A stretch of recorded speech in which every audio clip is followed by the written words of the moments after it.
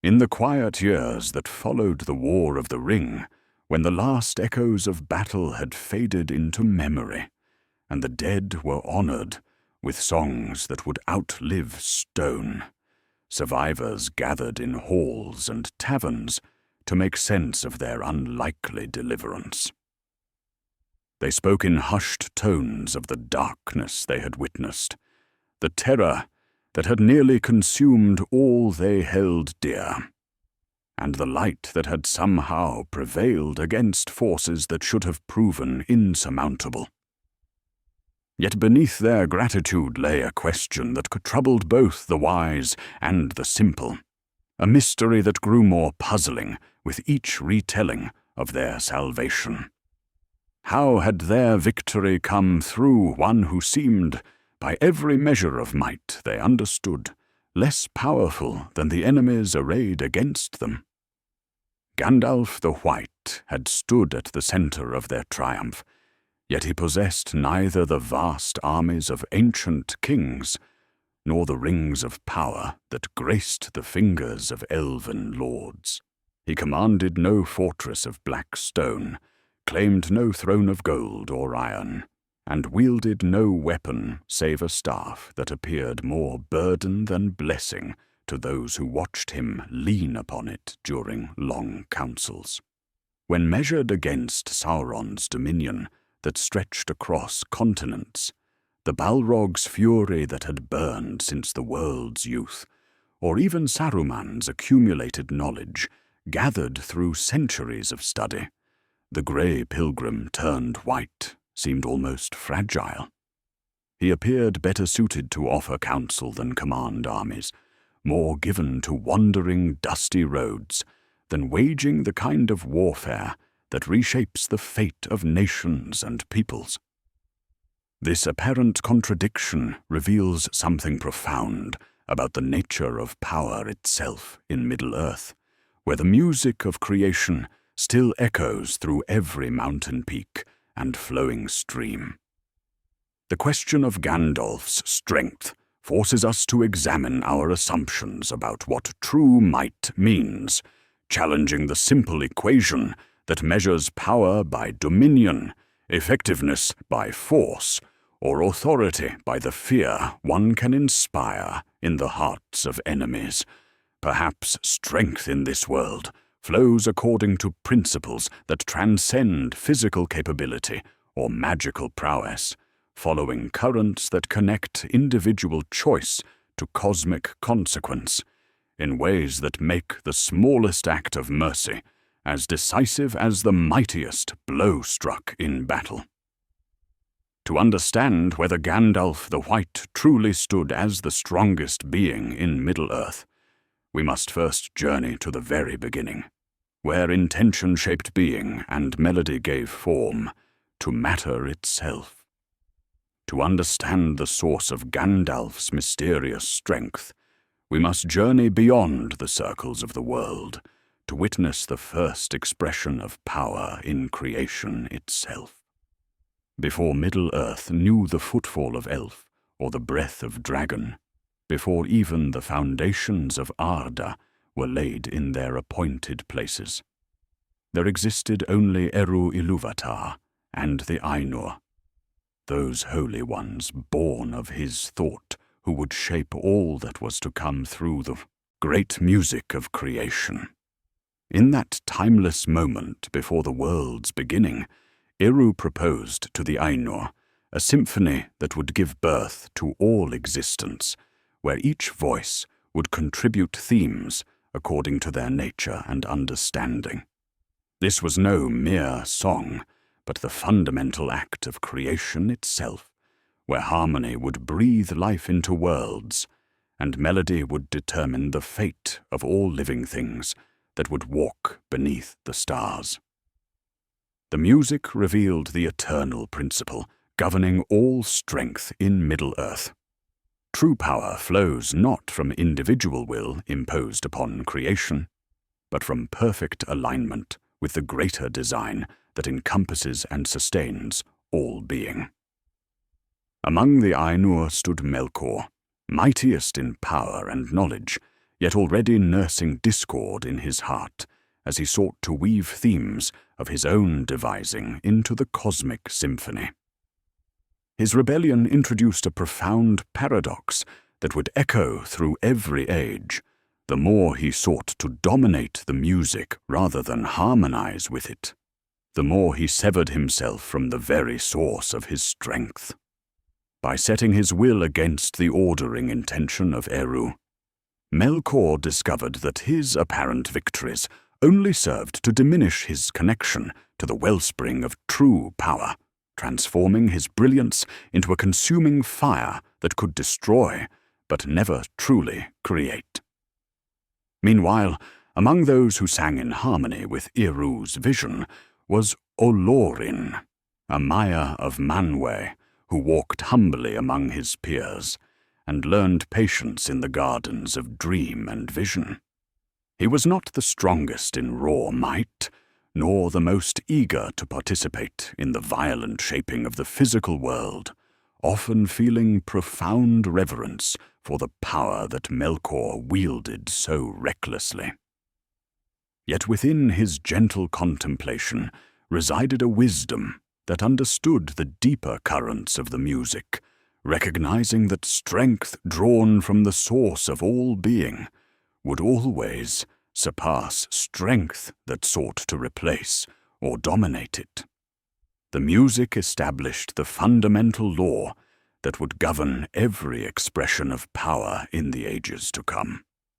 Those who served the greater harmony would find their abilities multiplied beyond their apparent limits, while those who sought to impose their private will upon creation would discover that their very strength became the instrument of their eventual diminishment.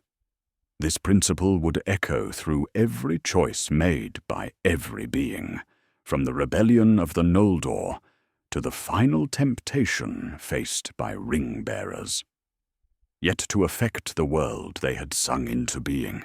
even the mightiest of the Ainur would need to accept the profound constraints that come with taking physical form, trading vast spiritual power for the focused presence that incarnation alone can provide. The cosmic principles established in the music would prove meaningless unless the Ainur could find ways to manifest their will within the physical realm they had sung into existence. When immortal spirits choose to inhabit bodies of flesh and bone, they undergo a transformation so profound that it reshapes not only their capabilities, but their very relationship to power itself, trading the boundless freedom of pure spirit for the focused intensity that only incarnation can provide. This exchange reveals itself most dramatically in the fate of Sauron, who discovered that binding his essence to physical form could amplify his influence over the material world in ways that pure spirit never could achieve. By pouring the greater part of his being into the One Ring, he gained the ability to dominate minds, corrupt wills, and reshape entire kingdoms according to his vision of perfect order. Yet this same act of incarnation created the vulnerability that would ultimately destroy him, for what can be bound to matter can also be unmade through matter's destruction. The paradox extends beyond mere tactical consideration into the realm of spiritual consequence, where incarnation forces even the mightiest beings to experience limitation, weariness, and the slow accumulation of care that comes from dwelling among those whose lives flicker like candle flames in the wind. Sauron's choice to incarnate through domination made him stronger in the short term, while cutting him off from the sources of renewal that sustain immortal beings, trapping him in a cycle where each victory required greater expenditure of his finite, self-contained power. The Astari faced this same fundamental constraint when they accepted bodies of aged men and agreed to work within the limitations that flesh imposes upon even the wisest spirits. Gandalf's incarnation as the Grey Pilgrim brought with it genuine hunger, true fatigue, and the constant weight of walking Middle-earth's roads, with feet that could blister and a back that could ache from carrying burdens both physical and spiritual. His staff became not merely a symbol of office, but a necessary support for a body that felt every mile of his wandering and every sorrow of those he served. Yet incarnation also granted him something that pure spirit could never possess: the ability to kindle hope in mortal hearts through shared vulnerability, to inspire courage through demonstrated sacrifice, and to earn trust through the visible proof that he too could suffer and die for the causes he championed. His physical form became the medium through which abstract principles could touch individual lives, transforming cosmic purpose into personal relationship. This transformation suggests that the constraints of flesh might serve a purpose deeper than mere limitation, creating opportunities for connection and influence that transcend what raw power alone could ever accomplish. The question becomes not whether incarnation weakens or strengthens divine beings, but how different spirits choose to inhabit their adopted forms, and what those choices reveal about their fundamental nature and ultimate destiny. Understanding how incarnation channels divine will through chosen limitations, we discover that the great beings of Middle-earth revealed their fundamental nature, not through displays of raw might, but through the philosophies that guided their use of embodied power. Each approach to strength created its own consequences, shaping not only immediate effectiveness, but the ultimate fate of those who embraced these different paths to influence and authority.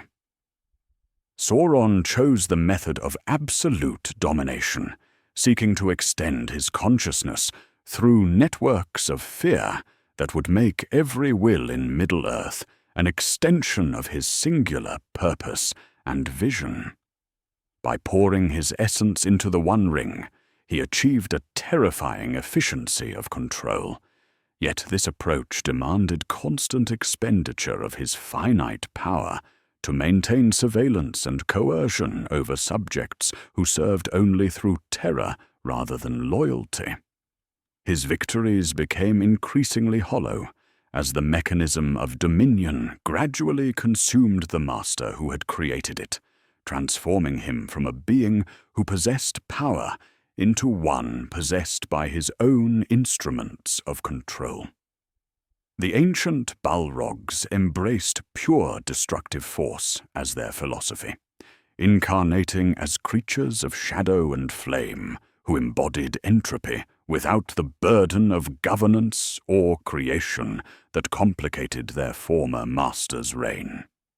Their approach offered immediate and terrible impact, reducing courage to ash and stone to rubble through the sheer presence of unleashed elemental fury. Yet this method could only unmake what others had built, leaving nothing enduring once their fires burned themselves out in the darkness.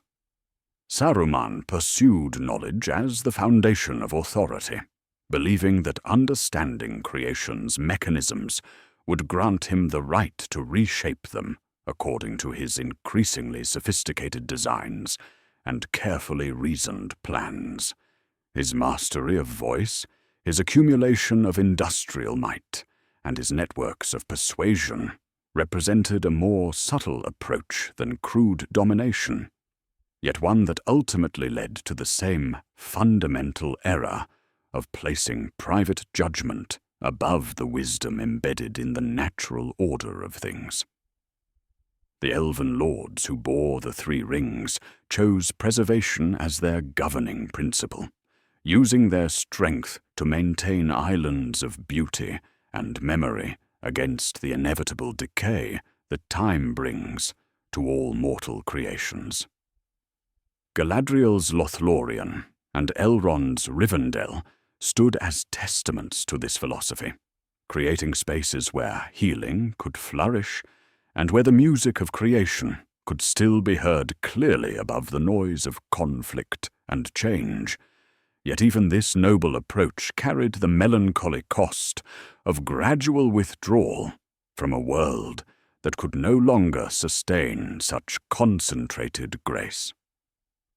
Each of these philosophies carried within itself the seeds of its own consequences, creating patterns that would determine how these beings responded to crisis, formed relationships with others, and ultimately faced the tests that would reveal the true measure of their chosen methods of wielding power in a world where strength serves purposes greater than the will of any individual being. Against this backdrop of varied approaches, one figure had spent long centuries developing a fundamentally different relationship with power, walking dusty roads in patient service to principles that would soon face their ultimate validation. While other great beings pursued their chosen philosophies of dominion, destruction, preservation, or accumulated knowledge, Gandalf the Grey had spent centuries cultivating an approach to power that seemed almost paradoxical in its gentle indirection and patient restraint. His strength manifested not through commanding obedience or inspiring fear, but through the subtle art of awakening possibilities that already lay dormant within the hearts and minds of those he encountered,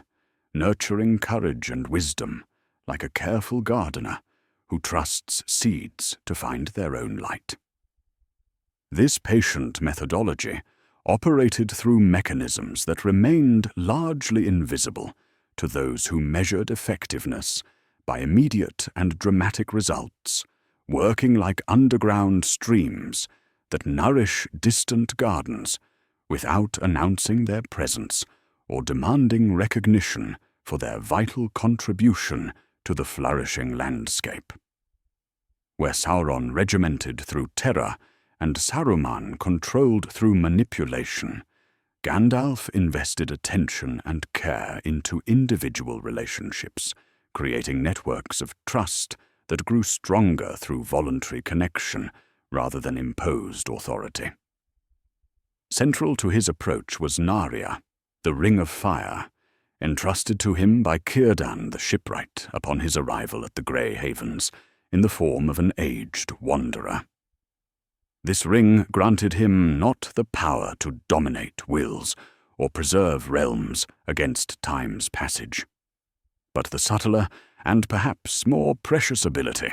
to rekindle hope where despair had thinned resolve, to quicken resilience like embers coaxed beneath ash, and to strengthen hearts against the creeping shadows that sought to extinguish all warmth and courage from the world. His wandering across Middle-earth followed patterns that appeared random to those who expected power to announce itself through grand gestures and spectacular displays, yet revealed themselves as profoundly intentional when viewed across the long arc of centuries and the slow preparation of unlikely heroes for burdens they could not yet imagine bearing. He appeared at crossroads where crucial decisions awaited making, in taverns where discouraged hearts needed gentle reminding of their capacity for greatness, and on doorsteps where adventure called to spirits grown comfortable with predictable safety and familiar limitations. The Grey Pilgrim's greatest demonstrations of strength came through his uncanny ability to see potential where others saw only weakness, to recognize heroism sleeping within the most humble circumstances, and to speak words that transformed fear into determination with such subtlety that listeners believed The transformation had originated entirely within themselves, rather than through external compulsion. His conversations with Bilbo Baggins, his patient counsel to kings like Theoden, and his guidance of countless unnamed individuals created ripples of consequence that would eventually reshape the fate of nations without ever appearing to violate the precious gift of free will. This approach demanded extraordinary patience and unshakable faith in principles that offered no guarantee of immediate results, requiring him to plant seeds of possibility that might not bear fruit for decades, while trusting that the fundamental goodness embedded in creation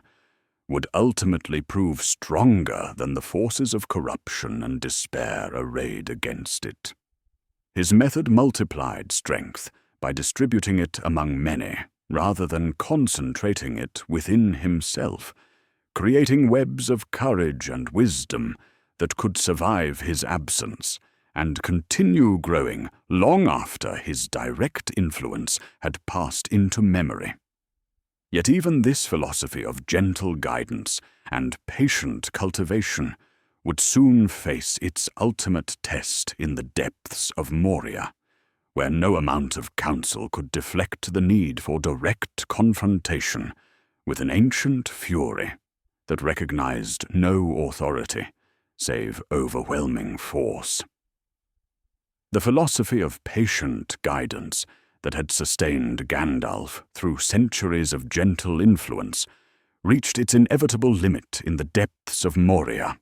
where ancient hatred stirred to wakefulness, and no amount of wisdom could deflect the confrontation that awaited him in shadow and flame. When Durin's Bane emerged from the abyss with whip of fire and sword of shadow, the grey pilgrim faced not merely another enemy,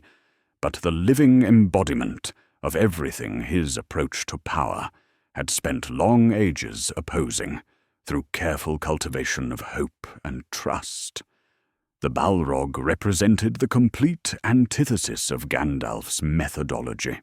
being a creature that had abandoned all connection to creation's harmonious purpose in favor of pure destructive appetite that acknowledged no law save its own hunger for ruin and ash. This ancient Maiar had chosen incarnation as an instrument of entropy alone, becoming shadow and flame without the burden of governance, preservation, or even the complex motivations that drove other fallen spirits toward goals more sophisticated than simple annihilation of everything that lived and grew.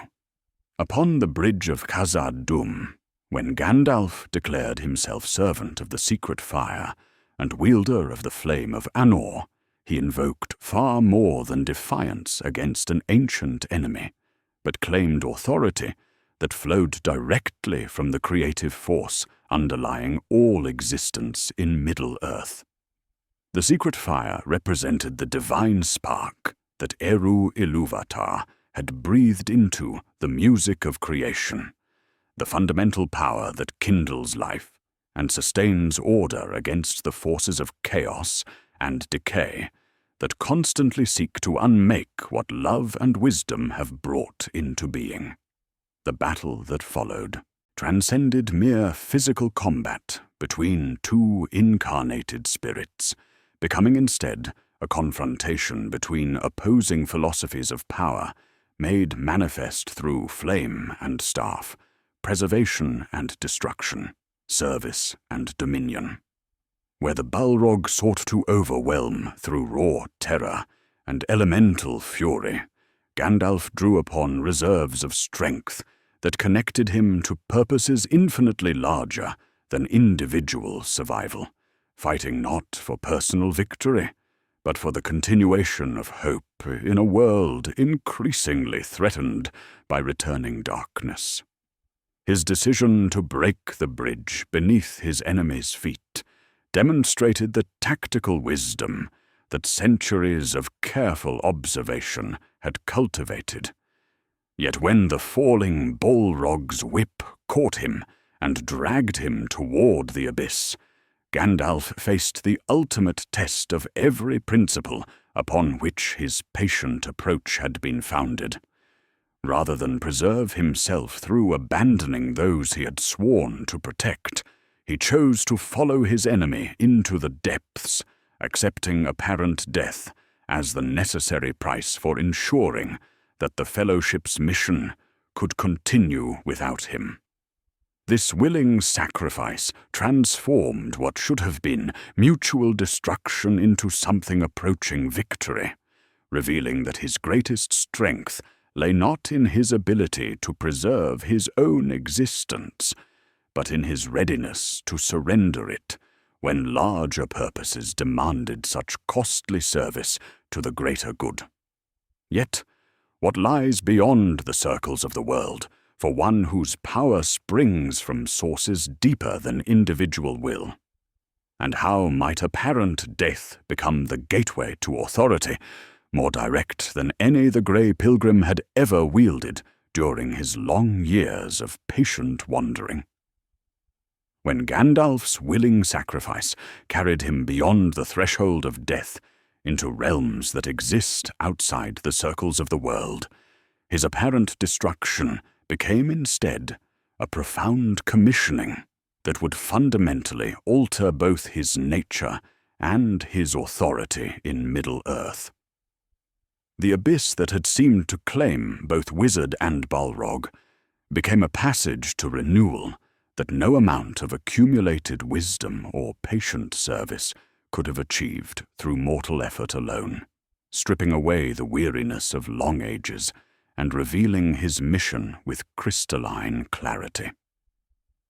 In that timeless space beyond physical existence, where the music of creation still echoed with perfect harmony, Gandalf experienced not mere restoration, but complete reauthorization of his role in the cosmic struggle reaching its climactic expression through the War of the Ring. What returned was the same servant, yet purified like metal refined in fire, with dross burned away and purpose honed to its most essential form, no longer constrained by the careful limitations that had necessarily governed his previous incarnation as the Grey Pilgrim. His return as Gandalf the White represented far more than reward for heroic sacrifice, constituting instead a fundamental shift in his relationship to Middle-earth's hierarchy of spiritual authority that granted him precedence over other Istari, and the ability to command respect from beings who had previously regarded him as merely another wandering counselor. The white robes he now wore symbolized not purity alone, but the integration of all colors of light into unified purpose, representing the synthesis of wisdom and power that his journey through death had achieved. This transformation manifested in his ability to break Saruman's staff and strip away corrupted authority, to command the loyalty of Shadowfax, who bowed to no lesser will, and to bear radiance that could banish shadows with effortless grace, while never overwhelming the precious gift of free choice that remained inviolate even in his enhanced state. Where the Grey Pilgrim had worked through gentle suggestion and patient cultivation of hope, the White Wizard could act with decisive directness when circumstances demanded intervention that subtler methods could not provide. Yet this elevation carried profound costs that would shadow every subsequent action, for greater authority demanded greater responsibility, and the direct intervention he was now empowered to exercise came with the burden of making choices that would shape the fate of entire peoples and kingdoms. The gentle companionship that had characterized his previous relationships gave way to a necessary solitude, a height from which landscapes seemed clearer, Yet friends stood farther away than memory had expected, knowing that moments would come when no counsel could share the weight of words spoken with irrevocable consequence.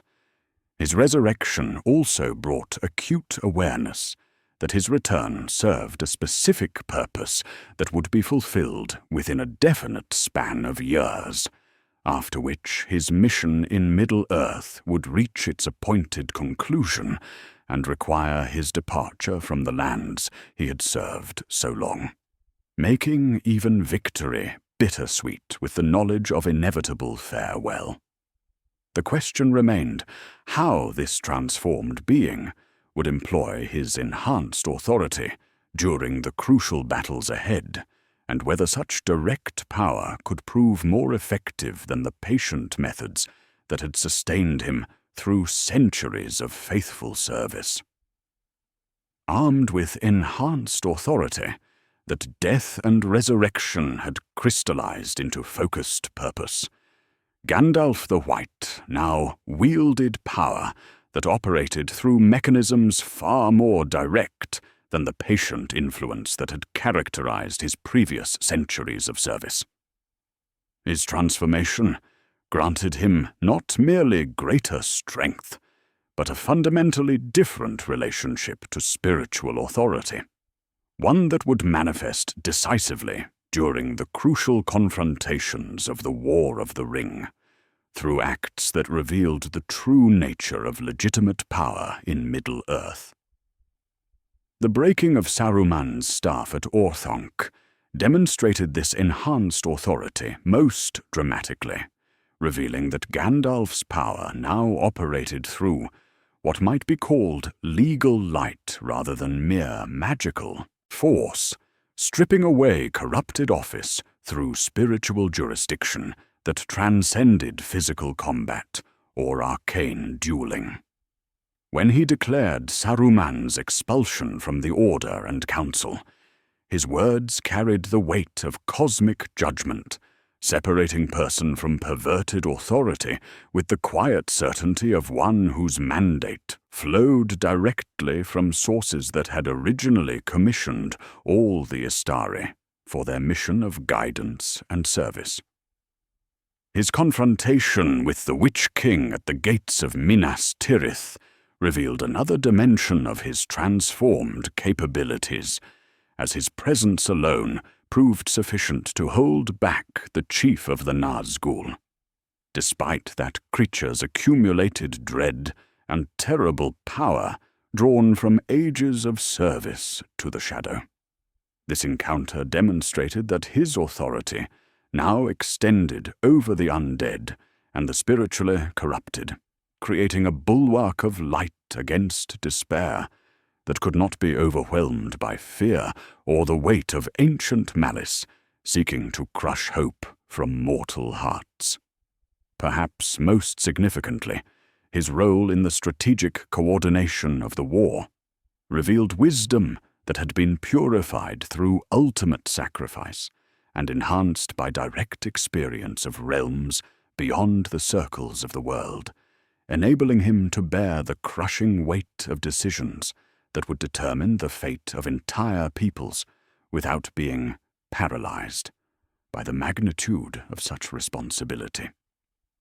His council became the foundation upon which desperate defenses were built, uniting disparate wills under common purpose while preserving the precious agency of those he served alongside, ensuring that victory would be earned through their own choices rather than imposed through external compulsion. The White Wizard's strength manifested through precise interventions that cleared obstacles from the paths of heroes, while never overshadowing their courage or diminishing the merit of their freely chosen sacrifices, revealing profound understanding of the delicate balance between necessary action and appropriate restraint. His power lay in knowing exactly when to act with a decisive authority and when to step back, allowing others to fulfill destinies that no external force could complete on their behalf, no matter how great its capabilities or benevolent its intentions toward those it sought to protect. This synthesis of enhanced authority, with deepened commitment to service, demonstrated that true strength in Middle-earth flows not from the ability to dominate outcomes, but from alignment with purposes larger than individual will, creating effectiveness that multiplies through voluntary cooperation rather than diminishing through imposed control. Yet to measure whether such guided strength truly surpassed all other powers in Middle-earth, we must examine the nature of the Dark Lord's vast dominion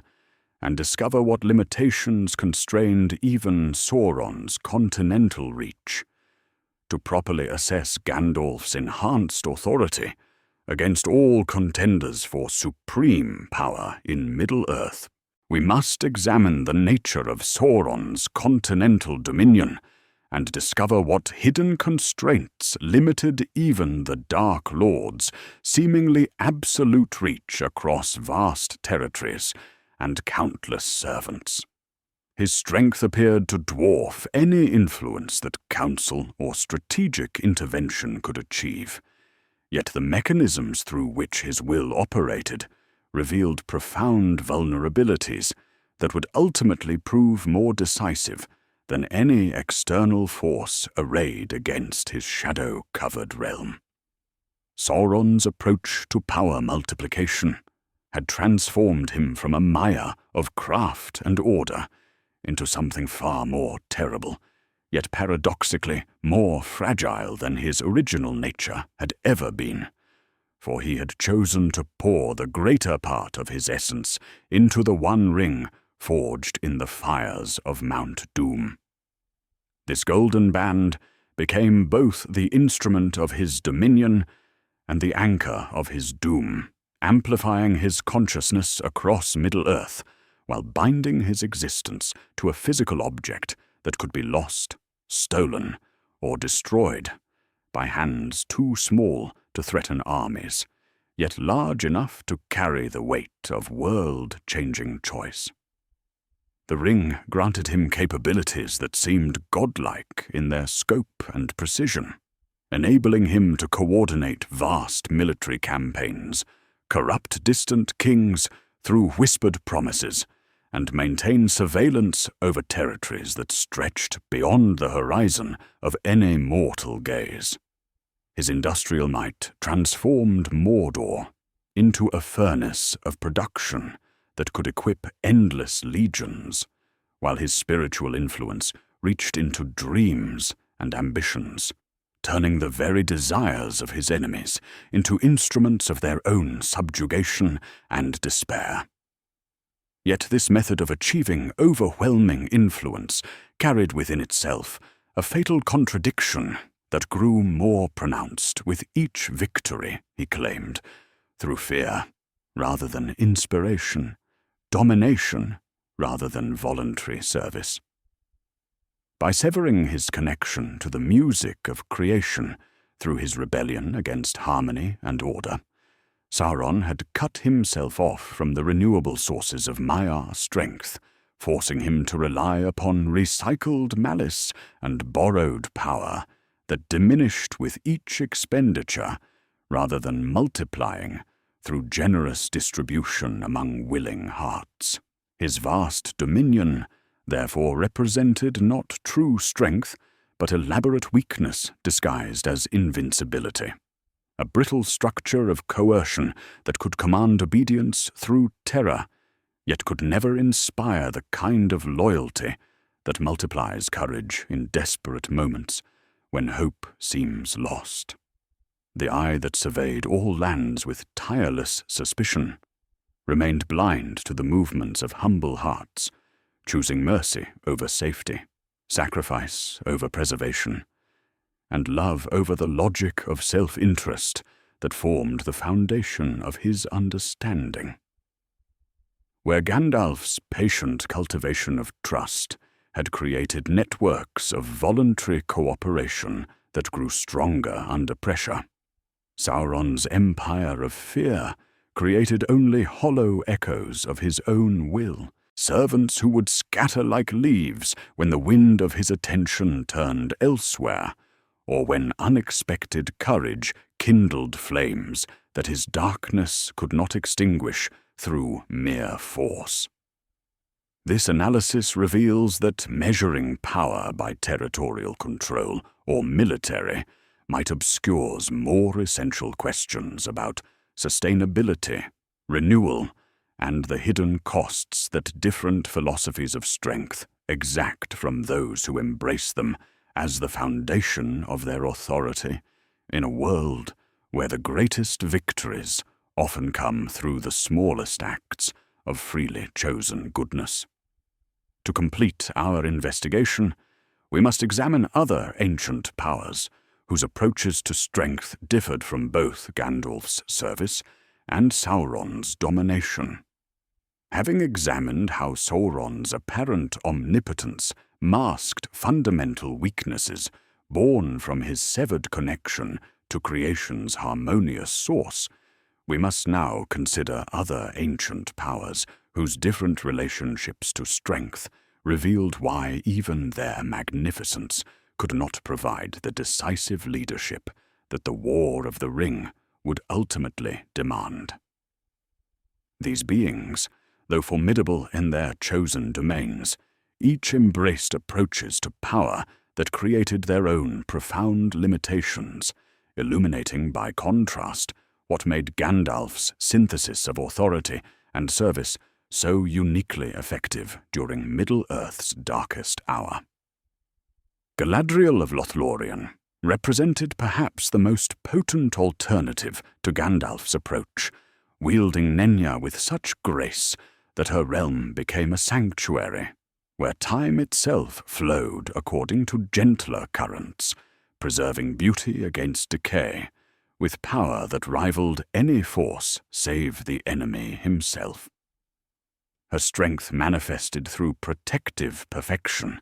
creating within her borders a space where the music of creation could still be heard clearly above the growing discord of a world increasingly touched by shadow and corruption. Yet this magnificent preservation remained inherently static, holding fast to what had been rather than creating what might yet come to pass. Elrond's accumulated wisdom represented another form of ancient strength, built through millennia of careful observation and the patient gathering of knowledge that comes from witnessing the rise and fall of kingdoms while maintaining Rivendell as a haven where counsel could be offered and wounds could be healed. His mastery of Vilya granted him profound influence over those who sought his guidance. Yet his power remained fundamentally reactive,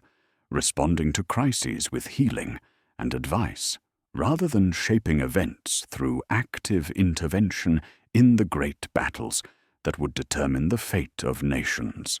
Even more mysterious was Tom Bombadil, whose mastery over his chosen domain appeared absolute, yet remained utterly contained within boundaries he had set for himself, creating a puzzle that defied all normal categories of strength in Middle-earth.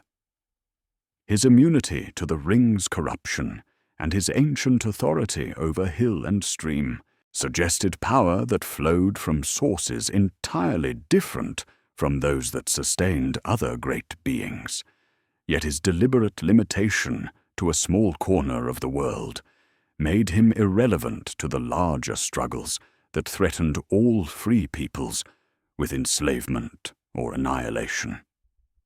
The Ents embodied another grammar of power, slow as mountains thinking yet sudden as rivers in spate when roused by wounded groves and ancient betrayals, their speech coaxing stones to remember paths and trees to muster collective will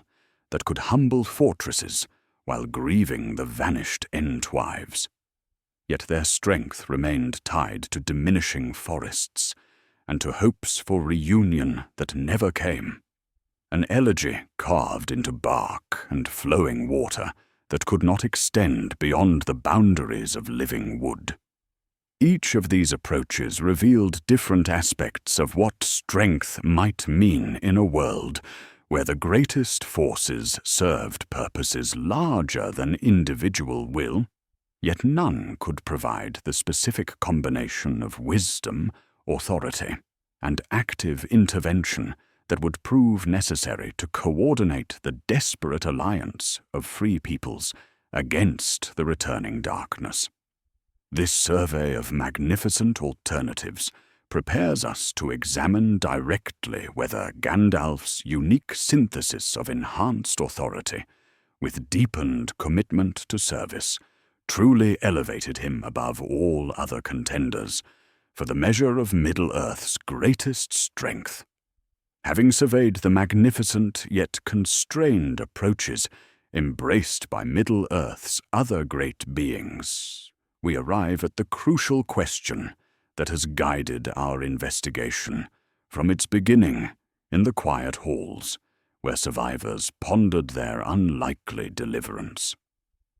To determine whether Gandalf the White truly stood as the strongest being in Middle-earth during the War of the Ring requires abandoning simple comparisons of raw capability and examining instead how different forms of strength served the deeper purposes that shaped the fate of all free peoples during their darkest hour. The question itself reveals assumptions about power that may fundamentally misunderstand how strength operates in a world where the music of creation still echoes through every choice made by conscious beings seeking alignment with purposes larger than individual desire. True measurement demands multiple criteria, for strength expresses itself through different channels, depending upon context, mission, and the moral constraints that separate legitimate authority from mere domination cloaked in noble intention. If we measure by sheer destructive potential, the Balrog's ancient fury would surpass Gandalf's measured interventions, yet that creature's power could only unmake what others had built with patient care and creative love. Sauron's continental reach would dwarf the White Wizard's influence if we judge by territorial dominion. Yet that vast control depended upon fear and coercion that made it brittle when confronted by unexpected courage and freely chosen sacrifice that no amount of surveillance could predict or prevent through calculated response. Resilience offers a more revealing measure,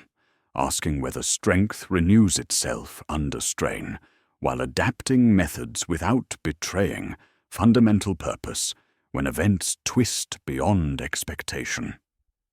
Gandalf's passage through death demonstrated renewal that deepened mission rather than merely restoring previous capabilities, returning with clarity that simplified complexity, without erasing necessary moral distinctions between competing goods and lesser evils. Sauron, bound to the ring, could not adapt when unexpected mercy disrupted his calculations based on universal selfishness, while the Balrog's fury knew no grammar for change beyond escalating destruction. Resistance to corruption tests whether power refuses shortcuts that promise immediacy, while mortgaging freedom, dignity, and the trust of companions whose loyalty must be earned rather than commanded through fear. Gandalf declined the ring, despite understanding how noble intentions might justify accepting such an instrument, recognizing that tools designed to absorb agency and radiate subjection through unwilling hearts corrupt even the most benevolent purposes they claim to serve. Galadriel passed the same test by naming the queenly magnificence she might become, then setting it aside with relief rather than regret, while Saruman failed by convincing himself that outcomes justify means even when methods corrode results, until victories resemble the defeats they claim to replace. Generative influence measures power that multiplies capacity by awakening others, transforming spectators into participants through chosen commitment rather than imposed obligation. Here Gandalf excelled not as commander of legions, but as steward of possibility, whose presence unlocked courage where resignation had settled like dust on abandoned hopes. Naria's hidden fire worked quietly, kindling perseverance that outlasted despair, so that Theoden rose to action, and small folk shouldered burdens that should have crushed them beneath their weight. This catalytic strength made the wizard's contribution invisible within others' growth, creating results that survived his absence, because they sprang from genuine conviction rather than external compulsion. Legitimacy concerns origin and mandate, distinguishing stewardship from usurped office, while clarifying whether authority serves communities or consumes those depending upon it for protection and guidance. Gandalf's return wearing white represented not personal advancement, but consolidation of commission recognized by free peoples and enforced upon rivals through lawful pronouncement rather than vengeful spectacle. When Saruman's staff broke under his words, jurisdiction exercised separated person from misused charter, restoring order without indulging the satisfying cruelties that corrupt even righteous anger into something unworthy of the causes it claims to champion. Tom Bombadil's power, though ancient and absolute within his bounds, ignored mandate beyond self-imposed borders, while Galadriel's radiant stewardship remained tethered to preservation rather than the coordination that crisis demanded from those willing to risk everything they had built for the sake of what might yet be saved. Elrond's authority derived from lineage, wisdom, and hospitality, yet his vocation emphasized refuge, while Gandalf's emphasized movement, mediation, and the patient work of knitting together alliances between peoples who had forgotten how to trust each other's motives. When we combine these measures into a single assessment, Gandalf the White emerges not as the greatest in any individual category, but as uniquely balanced across all criteria that matter for effectiveness in Tolkien's cosmos. He yields the crown of destructive power,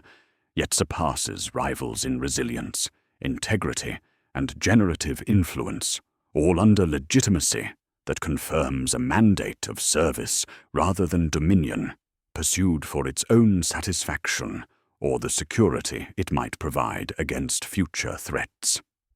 This equilibrium represents not compromise, but harmony, strength tuned to creation's music, where restraint amplifies courage and authority refuses possession of those it serves. His victories appear quiet in retrospect, a king unburdened of despair, hobbits strengthened beyond their natural capacity,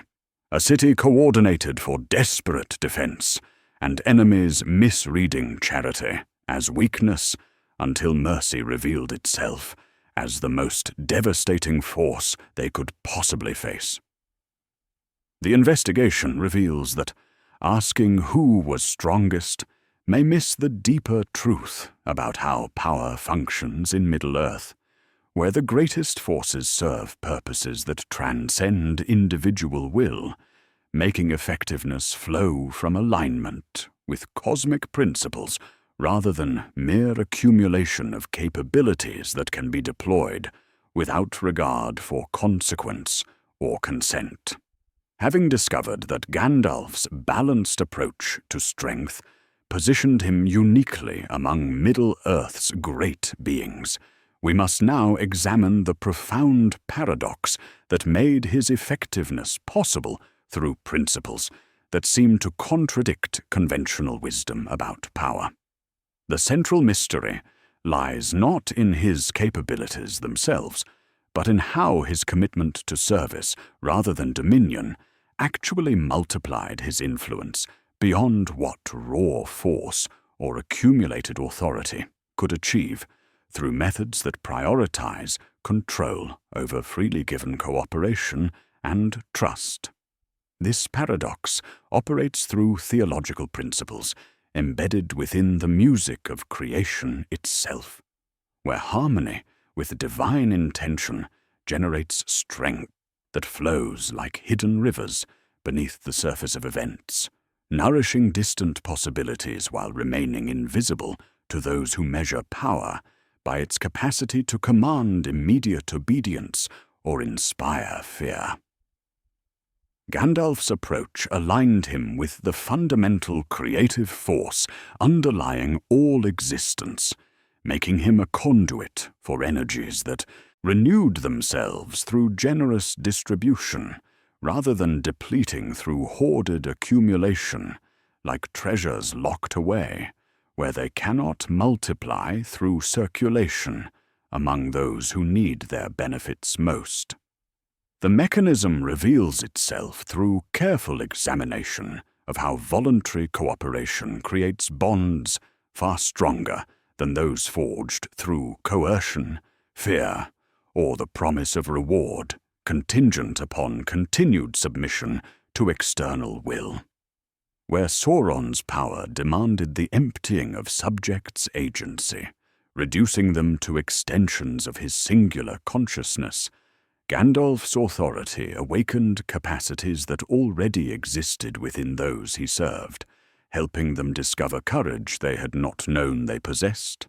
and wisdom that surprised even themselves during desperate circumstances when hope seemed most fragile and distant.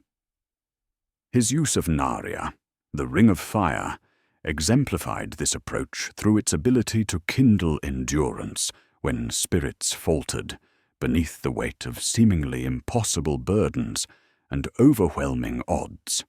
The ring's warmth did not impose outcomes or override individual choice, but steadied hands, cleared vision, and quickened memory of promises that despair had attempted to erase from hearts grown weary with struggle and loss. When Theoden rose from beneath years of enchanted lethargy, when hobbits chose roads larger than their comfortable expectations, when quiet guardians held desperate lines without acclaim or recognition, the same animating spark moved among them without erasing their precious freedom to choose differently if wisdom or conscience demanded alternative paths. This influence propagated through consent rather than compulsion, forming networks of courage that continued growing when their first encourager journeyed elsewhere. Because the strength had become genuinely their own, rather than borrowed from an external source that might withdraw support when circumstances shifted or priorities changed.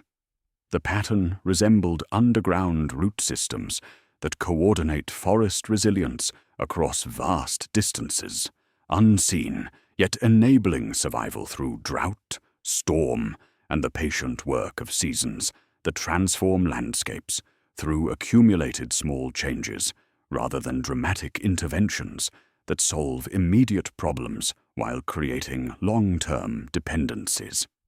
Service also shaped jurisdiction in ways that distinguished legitimate authority from usurped power, enabling Gandalf to exercise judgment without craving personal advantage or accumulating prestige at the expense of those depending upon his guidance and protection. When he spoke lawfully against Saruman's corruption, the act worked like careful surgery, separating perverted office from the person trapped within its coils, restoring proper order without indulging the satisfying cruelties that corrupt even righteous anger into something unworthy of the causes it claims to champion with noble intention. The staff he carried signified stewardship entrusted rather than entitlement claimed through conquests or inheritance, serving as visible reminder that mandate flows from higher fidelity to cosmic purpose rather than from applause, fear, or the accumulated favors that create networks of obligation and mutual dependence. Because people recognized that his decisions served their flourishing rather than his reputation or security, they offered cooperation that could not be counterfeited through spectacle, manipulation, or the careful management of information that keeps subjects ignorant of alternatives to current arrangements. Yet this approach exacted profound costs that remained largely hidden from those who benefited from his patient cultivation of their growth toward maturity and wisdom. Such legitimacy demands loneliness, since it avoids the comfortable alliances that trade favors while compromising principle. And it refuses the security of unanimous approval when conscience requires dissent from popular opinion or convenient interpretations of duty that minimize risk while maximizing comfort for all parties involved in difficult decisions. The burden intensifies with foresight, for seeing farther brings sorrow, even while clarity insists upon timely action that may never be fully understood by those protected from consequences they cannot yet imagine or appreciate. To preserve the dignity of consent, he allowed freedom to produce mistakes whose painful lessons became genuine strength, choosing formation over efficiency, even when time ran cruelly short and alternative methods promised quicker results through more direct intervention that would have solved immediate problems while preventing the growth that only comes through freely chosen struggle and sacrifice. His victories thus arrived wearing ordinary faces, credited to kings, captains, healers, and small travelers whose names entered songs only later, while the instigator remained a shadow at celebration edges, protecting outcomes from dependency, because achievements grounded in communal agency do not collapse when single figures depart for distant shores, where their work continues in forms beyond current understanding. This hiddenness connected him to sources of renewal that pride and recognition would have severed, drawing strength from wells deeper than individual accomplishment or the satisfaction that comes from visible success and acknowledged contribution to worthy causes that reshape the world through patient effort sustained across generations. The investigation approaches revelation of what sustained such costly service, where the secret fire that he claimed to serve would illuminate the ultimate source of strength in Middle-earth and the cosmos beyond its borders. Having explored the profound paradox through which Gandalf's commitment to service multiplied his effectiveness beyond what dominion could achieve, we arrive at the ultimate revelation that illuminates every mystery encountered during our investigation. When Gandalf declared himself servant of the secret fire upon the bridge of Khazad-dûm, he invoked far more than defiant words hurled against ancient darkness, but claimed direct connection to the flame imperishable that burns at the heart of all creation, the divine spark through which Eru Ilúvatar breathed existence into the music and transformed cosmic intention into living reality. The secret fire represents not merely another form of power competing among Middle-earth's various forces, but the fundamental creative principle from which all legitimate authority derives its strength and effectiveness, the wellspring that enables intention to become reality through harmony with cosmic purpose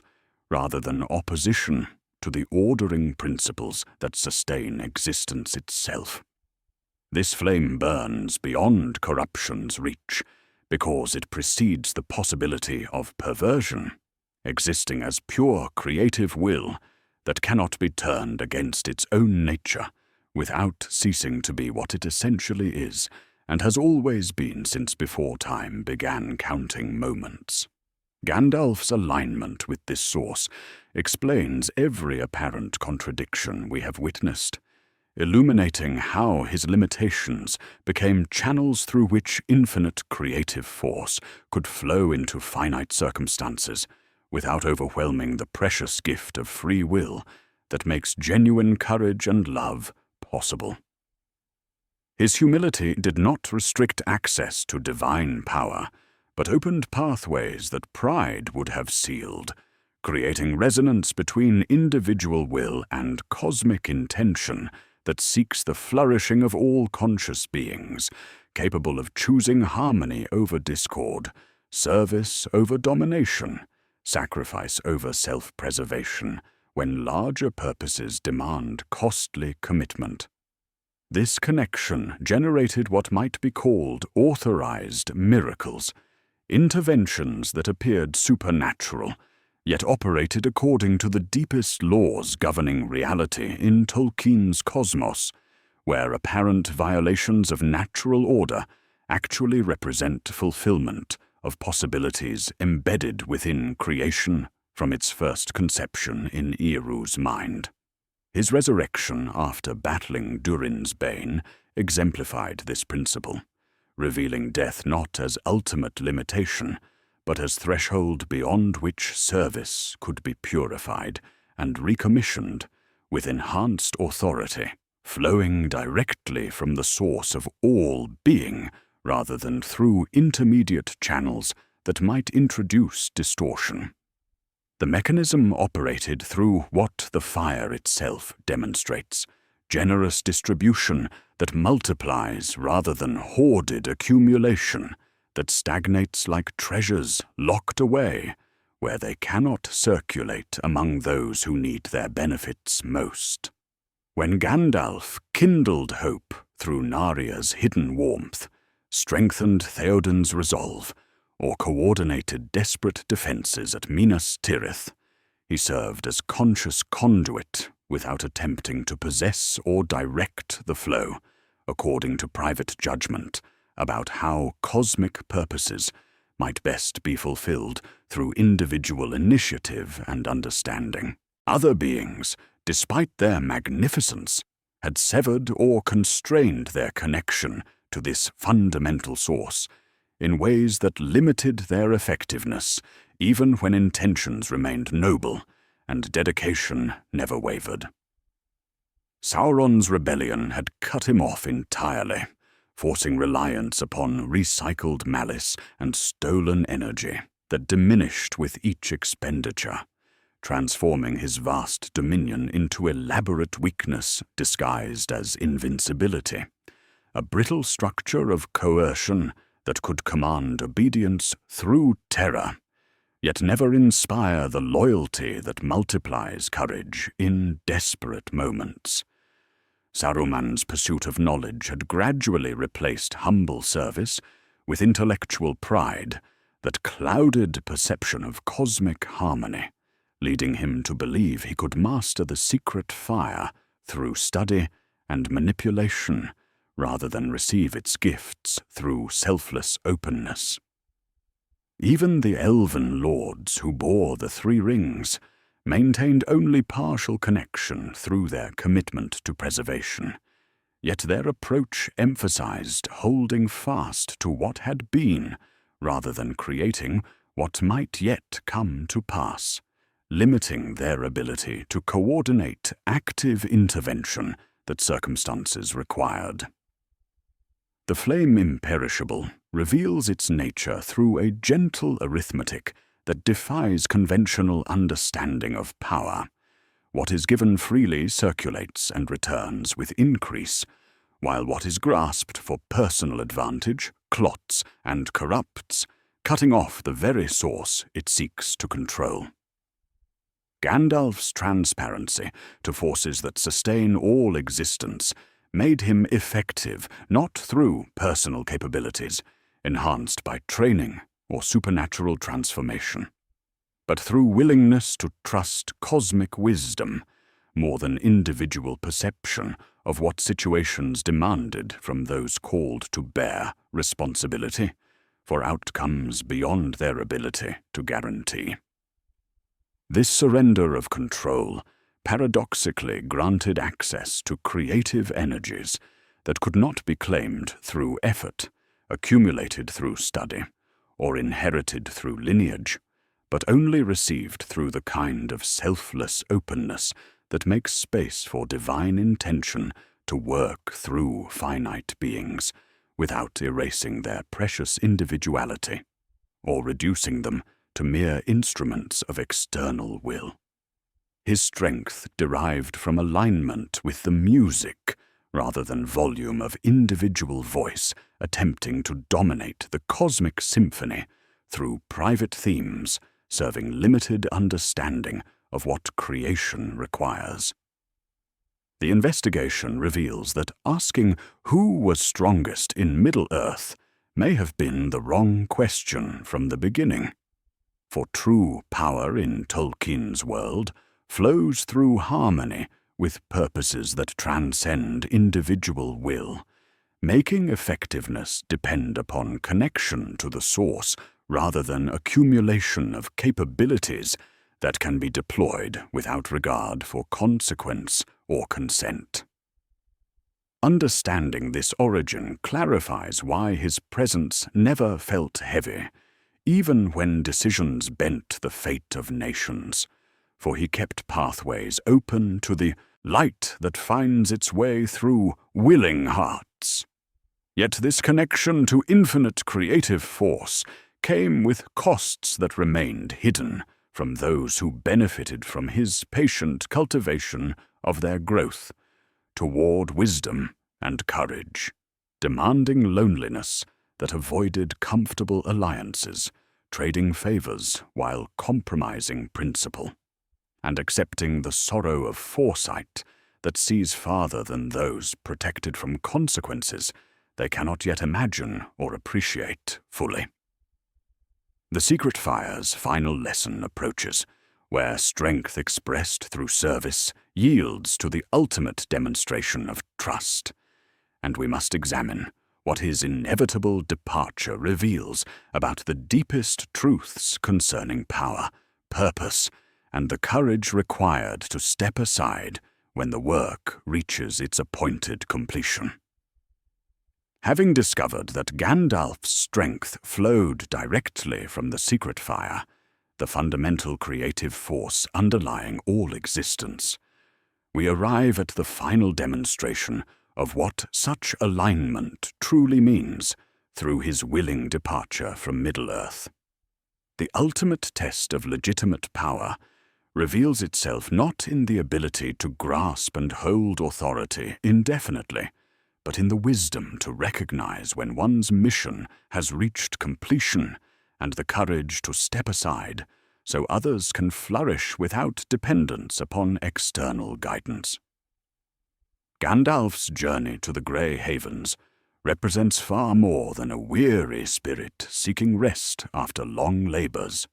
but constitutes the culmination of everything his approach to strength had exemplified throughout centuries of patient service and costly sacrifice. Where Sauron had sought to make his dominion eternal through binding his essence to physical form, and where even noble beings struggled with the temptation to preserve their influence against time's passage,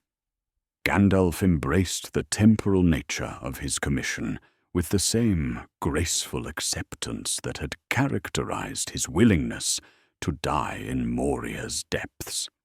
This voluntary relinquishment operates through what might be called the gentle arithmetic of true authority, where power multiplies by giving itself away rather than hoarding capabilities for personal security or continued relevance.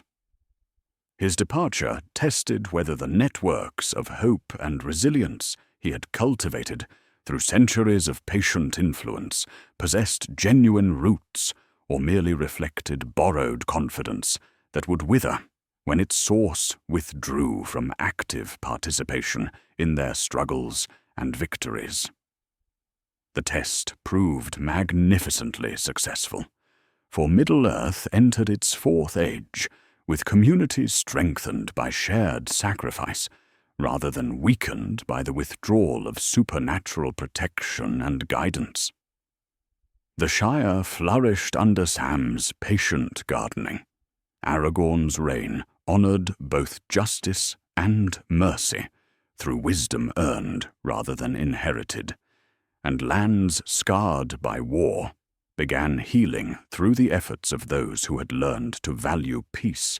by nearly losing it to forces that recognized no law save dominion. This stands in profound contrast to the legacies left by other great beings whose approaches to power created different forms of dependence or limitation. Sauron's destruction left only vacant terror, and kingdoms built on fear that crumbled without his crushing will to sustain their artificial unity through coercion. Even the elves, noble in their commitment to preservation, departed, leaving behind realms that faded like beautiful dreams when their sustaining magic withdrew from active participation in the world's ongoing story. Gandalf's leaving reveals the melancholic cost that accompanies such effective service, for those who kindle authentic growth in others must eventually step aside to allow what they have nurtured to reach full potential without the shadow of continued presence creating subtle limitations. The Grey Havens witnessed not celebration, but quiet sorrow. The recognition that some forms of love express themselves most completely through willing absence, when proximity would constrain rather than liberate those who have learned genuine independence. His passage to the Undying Lands carries the weight of memory that transforms even immortal existence with understanding gained through dwelling among those whose brief lives burn with intensity that eternal beings might envy. The ship bore westward, not merely passengers seeking rest, but embodied the principle that all legitimate authority serves purposes larger than its own perpetuation, recognizing seasons of engagement and withdrawal according to cosmic rhythms that individual preference cannot alter without corruption. This final act resolves our guiding question with unexpected depth and clarity that transcend simple comparisons of destructive capability or territorial dominion. Gandalf the White was indeed the strongest being in Middle-earth during the War of the Ring, but according to measures that count service above self-aggrandizement, empowerment above control, and legacy above immediate spectacle or lasting monuments to personal achievement. His strength derived from perfect transparency to the creative forces that sustain all existence, making him effective without being possessive, authoritative without being domineering, and influential without creating dependencies that would diminish those he served by transforming them into perpetual recipients rather than mature participants in their own flourishing and continued growth toward wisdom. The investigation concludes with recognition that true power in Tolkien's cosmos operates through harmony with the music of creation toward purposes that encompass yet surpass individual ambition or the security that comes from controlling outcomes, according to limited understanding of what circumstances truly require, from those called to bear responsibility for others' welfare and protection. His legacy endures not in institutions bearing his name or monuments celebrating his deeds, but in the quiet courage of ordinary beings who discovered their capacity for extraordinary choice when darkness threatened everything they held dear, proving that the greatest strength often appears as weakness to those who measure authority by its ability to compel immediate obedience rather than inspire freely chosen goodness. We discover that asking who was strongest revealed deeper truths about what strength means when it serves the music that first sang worlds into being, where the most powerful beings use their gifts to lift others higher than they could reach alone, then depart with joy when the work reaches completion in hands prepared for burdens and blessings yet to come.